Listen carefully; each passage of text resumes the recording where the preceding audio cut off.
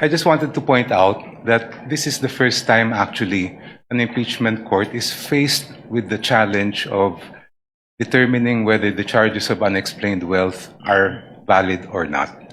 And yung previous Corona case, hindi po pinayagan ng impeachment court yung Article 2.4 ng Article 2. At kung ang magiging batayan po natin ay yung naging mga desisyon ng ating Korte Suprema, sinabi mismo ng Supreme Court in several cases na pag ang usapin ay unexplained wealth, kailangan makita yung kabuuan ng kinita ng isang lingkod bayan at yung mga dineclare niya sa SALN.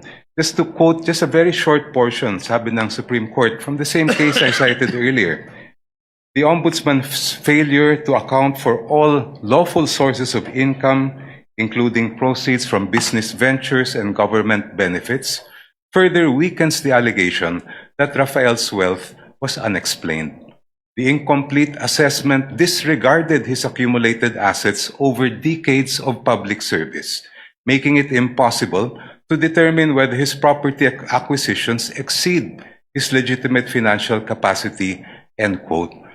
Hindi lang naman po dito sa harapan nitong hukom na ginagawa yung pagtingin sa kabuuan ng isang lingkod bayan. The Supreme Court has done it in this case where they looked at decades of the financial records of the person charged with unexplained wealth, and it has also happened in the cases of Rabusa and Ligot, which were decided recently by the Honorable Court. Thank you.